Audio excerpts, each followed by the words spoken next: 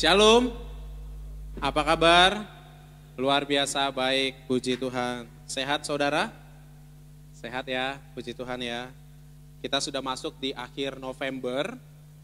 Nggak terasa beberapa hari lagi kita akan masuk di bulan Desember. Bulan yang penuh dengan sukacita. Karena semua umat percaya di muka bumi ini merayakan yang namanya hari Natal. Hari kelahiran Juru Selamat kita, Yesus Kristus Tuhan kita. Ya, puji Tuhan. Bapak Ibu, kalau kita merimang-rimangi, kita mengingat bagaimana di tahun 2020 itu menjadi tahun yang menakutkan, lalu masuk tahun 2021, di tahun 2002 sampai hari ini kita masih ada, semua karena pekerjaan Tuhan, amin. Kita tidak bisa mengendalikan situasi yang ada di tahun 2020, tetapi kita hanya mampu mengendalikan bagaimana hati kita menyikapi keadaan yang gak bisa kita kontrol, keadaan yang gak bisa kita perbaiki atau keadaan yang tidak bisa kita ubah situasinya. Saudara, memang di dalam dunia ini ada beberapa hal yang bisa kita kendalikan dengan kekuatan kita, tetapi ada beberapa hal yang memang tidak bisa kita kendalikan dengan kekuatan kita sehingga kita butuh Tuhan untuk menolong kita. Ada beberapa hal yang bisa kita atur, tetapi ada beberapa hal yang memang harus kita hadapi keadaannya demikian. Ada beberapa orang yang mungkin menjaga kesehatan dengan baik, tetapi ternyata Tuhan izinkan dia harus mengalami satu sakit penyakit yang mungkin dianggap sebagai penyakit yang menyusahkan, yang membingungkan, bahkan menakutkan bagi mereka.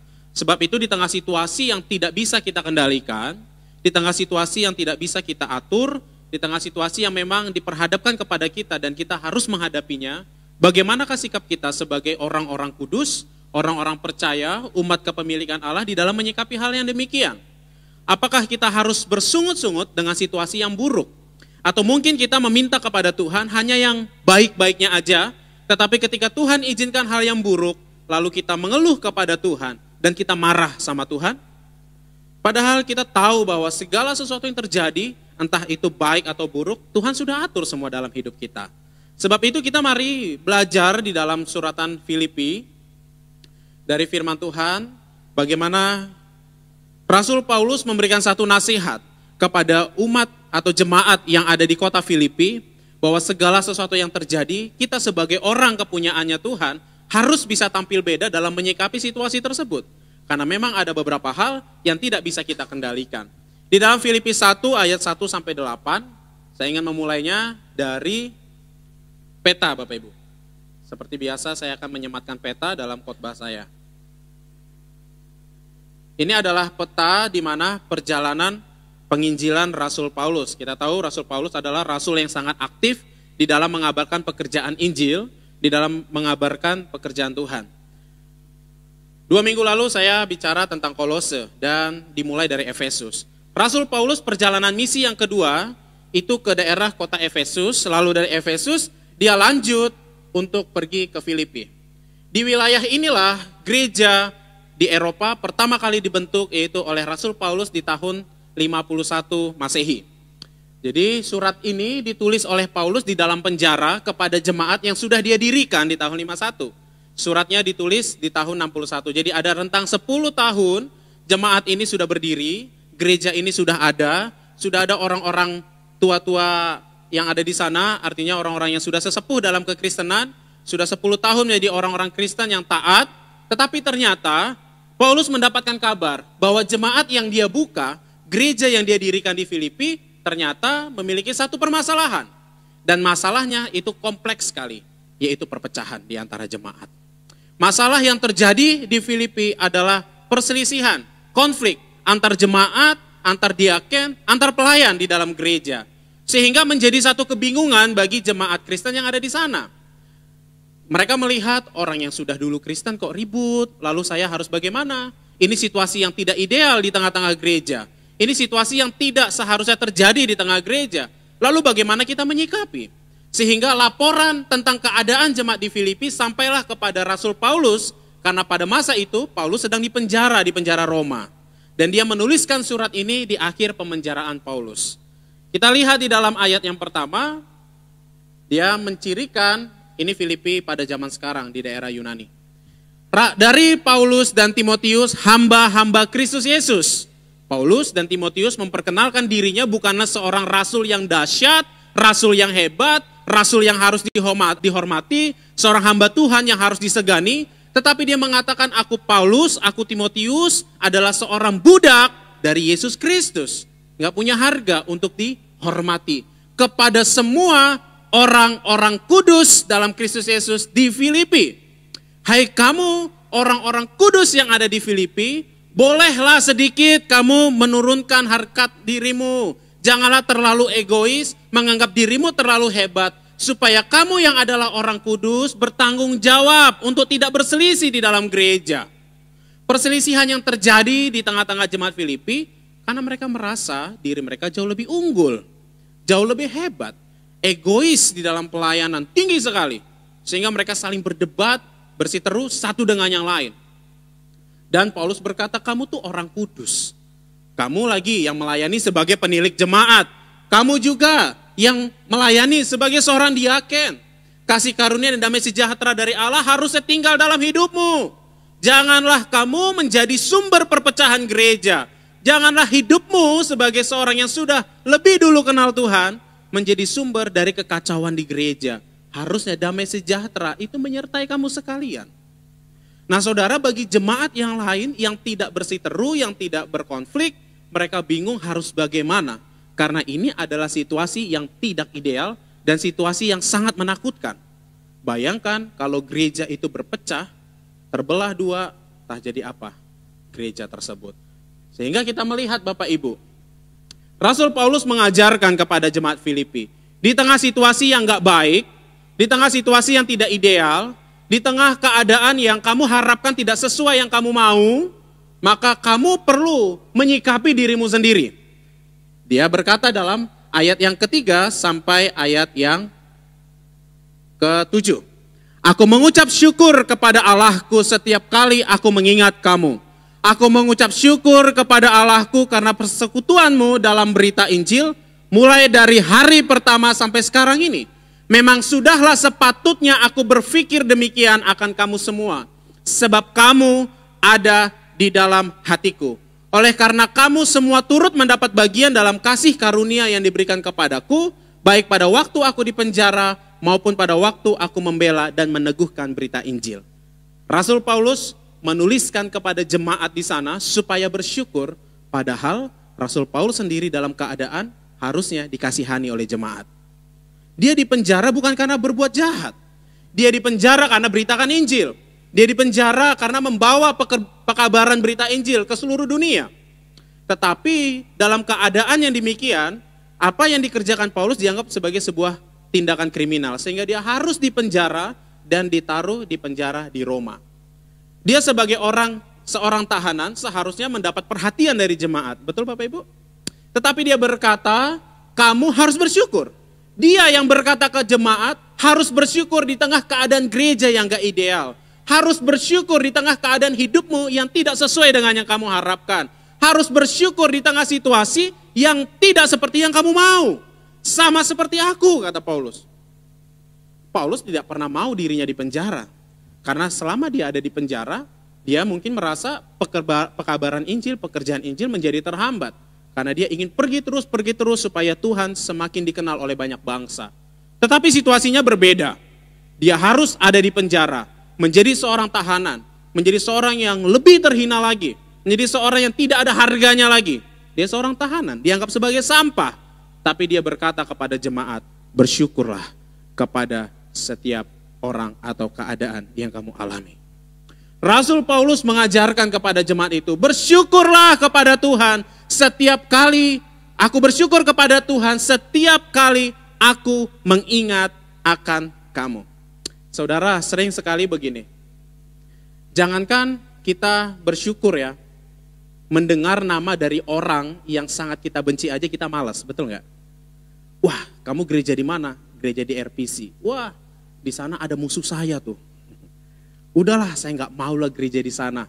Dengar namanya aja kita nggak mau. Tapi firman Tuhan berkata, bersyukurlah kepada setiap orang yang melukai engkau. Bersyukurlah dan ingatlah nama-nama orang yang sudah menyakiti perasaanmu. Ingatlah Bersyukurlah atas nama-nama orang tersebut. Bersyukurlah atas pribadi yang diizinkan Tuhan ada di tengah kamu, untuk melukai kamu, untuk merugikan kamu, untuk mengacaukan kehidupanmu, untuk menjatuhkan karirmu. Bersyukurlah, ingatlah atas namanya, dan doakanlah dia. Wah, susah ya Bapak Ibu? Susah atau gampang? Susah banget. Dengar namanya aja kita malas. Pergi ke pesta ada si Anu, aduh ada dia pula, menghindar kita. Kita tutup mukanya, pakai tas. Wah, nanti ke sana saya tahu ada musuh saya di sana, saya harus bawa jaket. Supaya apa? Menutupi muka supaya saya nggak bisa lihat dia. Duduknya di ujung-ujung, dia di ujung sana. Dengar namanya aja kita nggak sudi. Apalagi firman Tuhan suruh mengingat namanya. Ada yang ingat nama musuh kita? Oh pasti diingat. Namanya musuh. Dia melukai saya, teringat itu Pak Pendeta. Lagi tidur aja saya ngigo. Ingin memaki-maki dia. Tetapi firman Tuhan berkata, setiap mengingat nama orang yang sudah melukai kamu, bukan untuk dimaki-maki. Bukan untuk dihina-hina, tetapi mengucap syukur atas nama orang tersebut. Mengucap syukur atas pribadi orang tersebut yang dititipkan Tuhan harus berkonflik dengan kita. Wah, ingatlah nama mereka dan bersyukurlah atas keberadaan mereka. Lalu selanjutnya Paulus juga berkata, aku mengucap syukur kepadamu karena persekutuanmu di dalam berita Injil. Jadi Paulus ingin mengajarkan kepada jemaat, aku ini walaupun di penjara, aku bisa bersyukur. Aku bisa bersyukur, aku bisa bersyukur. Saudara, seperti di awal tadi saya katakan, tidak ada situasi di mana kita tidak bisa kendalikan situasi itu. Tetapi sikap hati kita harusnya berbeda sebagai orang-orang kudus yang sudah dikuduskan Allah untuk kita bersyukur di tengah situasi yang gak baik. Bersyukur atas orang yang melukai kita. Bersyukur kalau Tuhan izinkan kita harus menderita satu sakit penyakit. Bersyukur kalau Tuhan izinkan kita mengalami kerugian. Bersyukur atas segala sesuatu yang tidak kita harapkan tapi terjadi dan itu menyakitkan bagi kita. Bersyukur, memuji Tuhan atas hal itu. Amin saudara. Kata bersyukur di sini yang dituliskan oleh Rasul Paulus bukanlah sekedar ya terima kasih karena kamu baik. Enggak. Ya terima kasih karena saya sudah dapat yang baik dari Tuhan. Tidak. Kata bersyukur ini ditulis sebagai kata kerja aktif present yang artinya situasi yang tidak mengenakan sekalipun setiap hari kamu harus bersyukur. Situasi yang buruk sekalipun, orang yang sakit hati sekalipun atas orang tersebut, Tuhan berkata setiap hari harus bersyukur atas keadaan itu. Jangan pernah bersungut dengan hal-hal yang kita anggap tidak ideal di tengah hidup kita. Amin saudara, jangan bersungut-sungut. Jangan bersungut-sungut. Tuhan berkata, mengucap syukur kepada Tuhan di tengah situasi itu. Apakah dengan bersungut masalah selesai? Enggak, justru menambah dosa, betul? Kita bersungut-sungut dengan keadaan menambah dosa. Ingat kisah tentang Ayub. Ayub adalah orang yang paling menderita yang ditulis di dalam Alkitab. Anaknya meninggal pada hari yang sama, ternaknya juga habis, usahanya bangkrut, dan akhirnya di kehidupannya dia harus dititipkan lagi satu penyakit yang memang tidak bisa disembuhkan, yaitu penyakit kusta pada masa itu. Di dalam Alkitab dia ditulis sebagai orang yang paling menderita. Dia bingung, dia adalah orang yang saleh. Dia orang yang sangat taat kepada Tuhan. Tidak pernah melupakan Tuhan. Tidak pernah mengabaikan pekerjaan Tuhan. Tetapi dia diizinkan Tuhan di situasi yang paling terendah dan paling hina di antara semua manusia. Tetapi apa saudara? Dia berkata saat istrinya meracuni pikiran dia untuk berkata, kutuklah Tuhanmu. Kalau dia memang Tuhan, kalau dia memang baik, kalau dia sayang samamu, harusnya kamu tidak sakit, harusnya kamu tidak miskin, harusnya kamu tidak menderita. Kutuk dia bukan Tuhan namanya. Tapi Ayub berkata, apakah kita hanya mau yang baik-baiknya aja dari Tuhan, tapi tidak mau yang buruknya dari Tuhan? Dari hal itu kita belajar bahwa sebenarnya umat Tuhan harus berbeda di tengah situasi tersebut. Di tengah situasi yang tidak enak, mengucap syukurlah di dalam segala hal. Baik atau tidak baik keadaannya, mengucap syukurlah. Amin saudara. Saat Paulus menuliskan surat ini, pikiran Paulus itu dikuasai dengan rasa syukur sekalipun hidupnya harus terbelenggu di dalam penjara. Dia bersyukur, dan kalau kita lihat kitab Filipi isinya bersukacita. Bersyukurlah karena itu akan mendatangkan sukacita bagimu. Bersyukurlah, sakit pun keadaanmu, kamu akan tetap bersukacita. Mukanya tetap segar, terlihat muda, enggak terlihat tua seperti saya.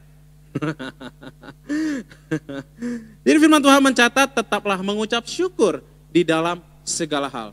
Rasul Paulus adalah rasul yang sangat hebat, saudara. Dia menulis banyak surat, banyak mujizat yang dia lakukan. Tetapi kalau kita lihat juga dalam surat 2 Korintus, dia mengeluh dengan satu penyakit yang ada dalam tubuhnya. Dia berkata, Tuhan, kalau boleh, lalukanlah duri dari dalam dagingku ini. Sembuhkanlah sakit yang kualami. Selesaikanlah segala penderitaan yang kualami dalam hidupku. Alkitab mencatat Paulus berseru 3 kali kepada Tuhan. Tetapi Tuhan gak izinkan dia sembuh. Tetapi Tuhan gak izinkan persoalan itu lari daripada hidupnya. Namun yang Tuhan katakan, hei Paulus, gak usah minta yang seperti itu. Justru dalam kelemahanmu lah, kuasa Tuhan, kekuatan Tuhan nyata di dalam hidupmu. Saudara, mungkin kita mengeluh, Tuhan saya sudah jaga kesehatan, saya sudah melayani Tuhan, saya sudah beribadah rutin kepada Tuhan. Kenapa hidupku seperti ini juga? Kenapa saya harus sakit? Kenapa saya harus menderita? Kenapa saya harus bangkrut? Kenapa saya harus rugi? Kenapa saya harus ketemu dengan orang tersebut sehingga membuat saya rugi? Tetapi firman Tuhan berkata apa? Mengucap syukurlah.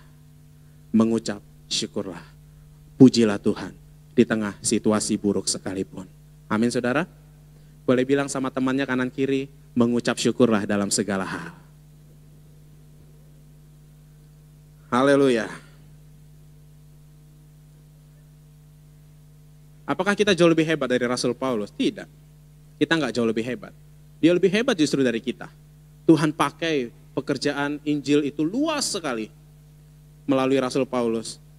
Dia bisa sembuhkan sakit apapun. Ketika umat Tuhan memohon kesembuhan kepada Tuhan, Rasul Paulus dipakai Tuhan.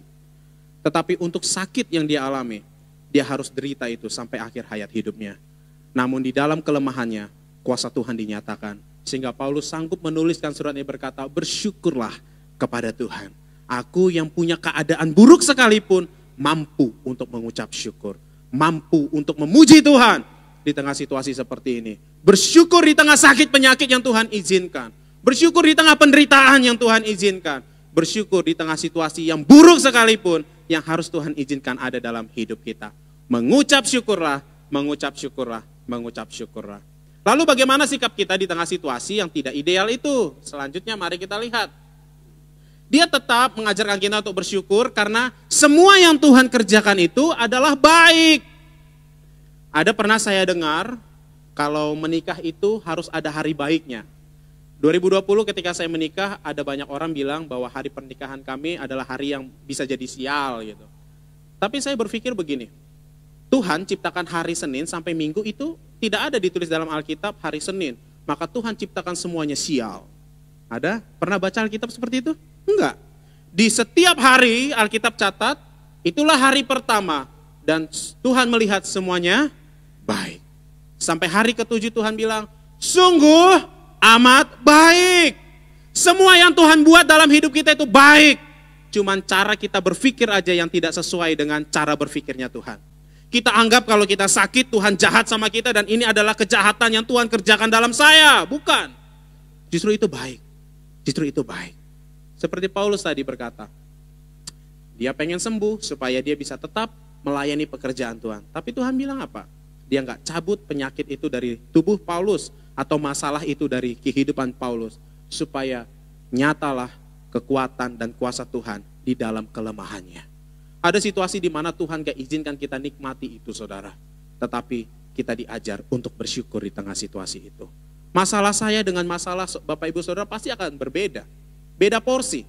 Tetapi kita diminta hanya satu, bersyukurlah di dalam situasi itu. Mengucap syukurlah sebab tidak ada sesuatu yang dikerjakan Tuhan itu buruk atau jahat. Tuhan selalu merancangkan yang baik di dalam kehidupan kita. Tuhan merancangkan yang baik bagi anak-anak kita. Merancangkan yang baik bagi masa depan kita. Lalu selain bersyukur, dia juga mau ajarkan kita, tetaplah melayani, kalaupun keadaan di pelayanan itu nggak ideal.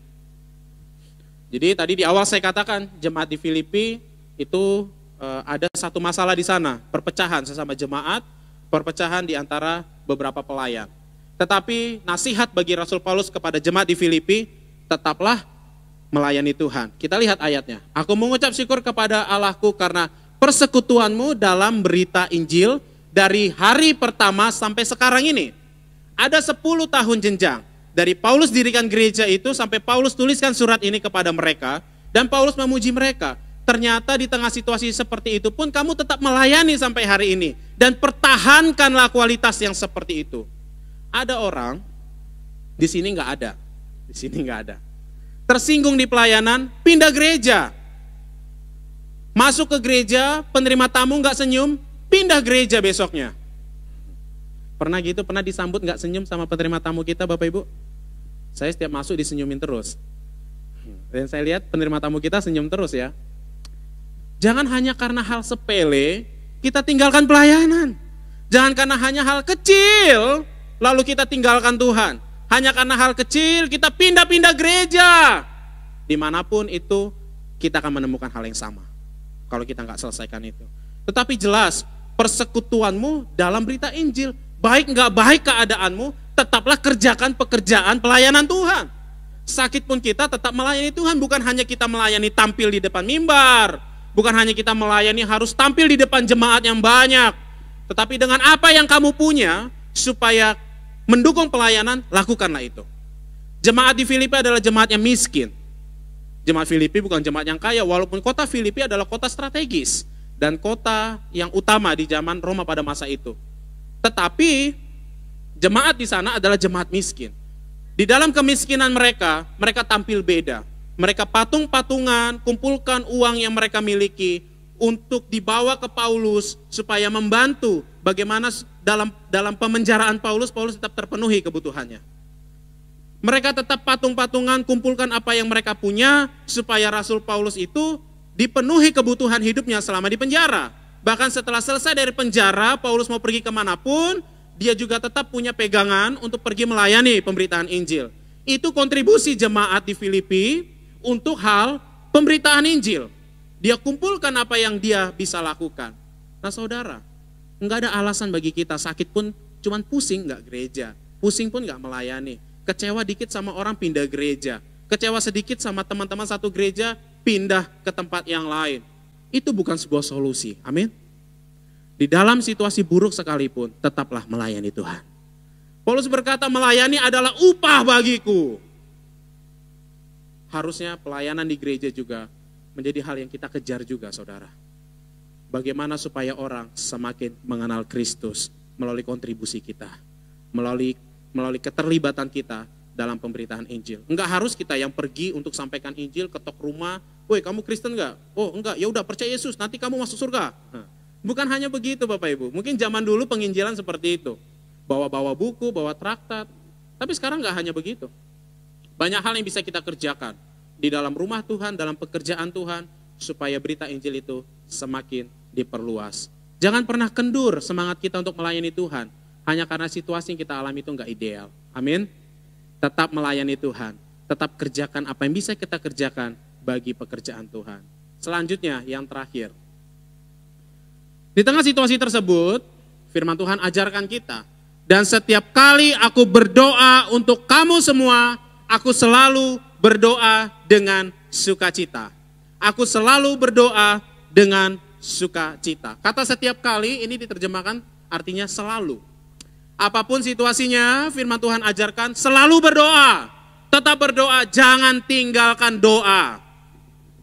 Ada beberapa berkata doa itu adalah nafas orang percaya. Setuju ya Bapak Ibu ya? Doa itu adalah komunikasi dari kita kepada Tuhan. Tetapi ayat ini ketika Paulus menuliskan kata berdoa artinya begini. Hai jemaat Tuhan, ada satu hal yang kamu gak bisa selesaikan, tetapi hanya Tuhan yang bisa selesaikan. Bagaimana caranya kita sampaikan itu? Sampaikanlah dalam doamu. Doa itu artinya kita menundukkan diri kepada kuasa Tuhan, karena hanya Tuhan yang mampu lakukan itu, kita gak mampu apa-apa. Berdoa itu artinya kita menyerahkan kekuatan kita di dalam tangan Tuhan, karena ada situasi yang gak bisa kita kendalikan. Sehingga hanya Tuhanlah yang kita akui bisa mengendalikan situasi itu. Itulah arti berdoa, saudara. Bagaimana kamu bisa menyelesaikan persoalanmu kalau kamu gak berdoa? Bagaimana rasa khawatirmu hilang kalau kamu tidak berdoa? Bagaimana segala sesuatu dapat berjalan baik kalau kamu tidak berdoa? Persatuan yang diharapkan Paulus di jemaat Filipi itu menjadi hal yang tidak mungkin bisa dikerjakannya. Karena Paulus di penjara. Bagaimana dia bisa kunjungi jemaat di Filipi sehingga menasehati satu-satu supaya jemaat itu tidak lagi berantem? Nggak bisa. Jemaat yang ada di Filipi juga, bagaimana bisa ngomong kepada petinggi-petinggi kekristenan di Filipi supaya mereka nggak berantem? Mereka nggak punya power, nggak punya kekuatan untuk hal itu. Sehingga Paulus berkata, dalam situasi yang nggak bisa kamu kendalikan, dalam situasi yang mungkin kamu anggap itu mustahil, itu akan terjadi kalau dimulai dengan doa. Kalau dimulai dengan berdoa. Artinya kita menundukkan dan kita mengakui bahwa Tuhanlah yang bisa selesaikan situasi tersebut. Amin. Tetap berdoa, selalu berdoa, baik atau tidak baik keadaannya. Boleh bilang dengan teman depan dan belakang, selalu berdoa. Selalu berdoa. Doanya konstan ya Bapak Ibu, selalu. Jangan sekali-sekali ya. Kalau ingat baru doa. Mau makan kalau ingat juga baru doa. Atau wah udah terlanjur, ya udah makan dulu deh, doanya siap selesai makan aja. Selalu berdoa dalam segala situasi. Suka maupun duka, tetaplah berdoa. Enak atau tidak enak keadaannya, tetaplah berdoa, selalu berdoa. Selanjutnya, ini dia. Kita tadi disuruh untuk bersyukur. Disuruh untuk tetap melayani. Diminta oleh firman Tuhan untuk tetap berdoa. Karena apa? Ayat yang ke-7. Memang sudah sepatutnya aku berpikir demikian akan kamu semua, sebab kamu ada dalam hatiku, oleh karena kamu semua turut mendapat bagian dalam kasih karunia yang diberikan kepadaku, baik pada waktu aku dipenjarakan, maupun pada waktu aku membela dan meneguhkan berita Injil. Memang sudah sepatutnya lah aku berpikir demikian, aku melakukan demikian sebagai orang-orang kudus. Amin. Sudah sepatutnya lah aku sebagai Kristen bersyukur dalam keadaan apapun. Sudah sepatutnya lah saya sebagai seorang Kristen harus berdoa. Sudah sepatutnya lah saya sebagai seorang Kristen tetap melayani pekerjaan Tuhan. Sudah sepatutnya lah itu harus kita kerjakan, hai jemaat Tuhan.